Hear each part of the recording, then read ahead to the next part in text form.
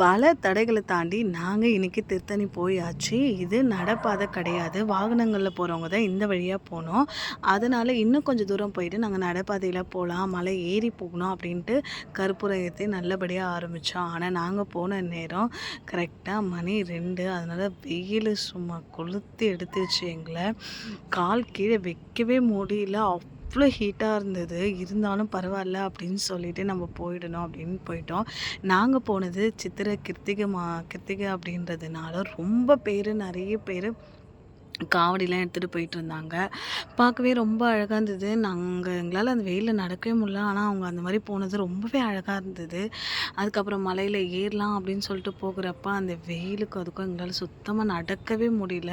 ஒரு ஸ்டேஜில் எங்களுக்கு வயிறெல்லாம் புரட்டி வாமிட் வர மாதிரி ஆயிடுச்சு. இருந்தாலும் பரவாயில்ல, நம்ம விடக்கூடாது அப்படின்னு சொல்லிட்டு எல்லாருமே காவடி எடுத்துகிட்டு அரோகரான்னு சொல்லிட்டு போகிறப்ப நாங்களும் அவங்க பின்னாடியே போக ஆரம்பித்தோம்.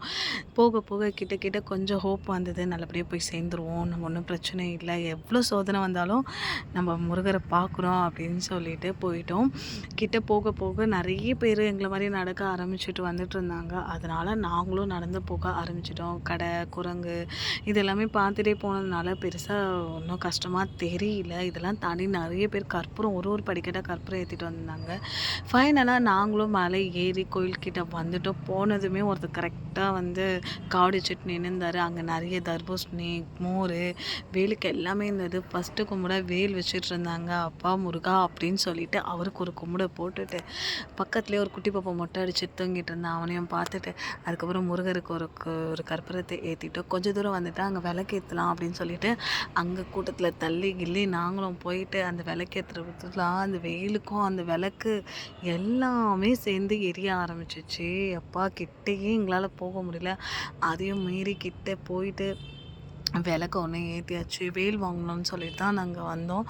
வேல் வாங்கி அது முருகர்கிட்ட வச்சு எடுத்துகிட்டு போகலான்னு பார்த்தா ஃப்ரீ டிக்கெட்டில் பார்த்தா கூட்டம் அவ்வளோ கூட்டமாக இருந்தது. இது வேலைக்கு ஆகாது அப்படின்னு சொல்லிட்டு நாங்கள் 100 டிக்கெட் எடுத்துட்டோம். இது எல்லாமே ஃப்ரீ டிக்கெட் தான். இவங்க எத்தனை மணிக்கு வருவாங்கன்னு தெரியல. வெளியில் அவ்வளோ கூட்டமாக இருந்தது. அதுக்கப்புறம் என்ன வேல் வாங்கலான்னு சொல்லிட்டு வேல் பார்த்தோன்னே நாங்கள் கோயில் உள்ள பார்த்த வேல்ன்றதுனால இங்கேயே ஒன்று வாங்கியாச்சு. நல்லா பெரிய வேலாக பார்த்துட்டு அதுக்கப்புறம் வேல்லாம் வாங்கிட்டு கோயில் உள்ள போனால் திட்ட 3 மணி நேரங்க.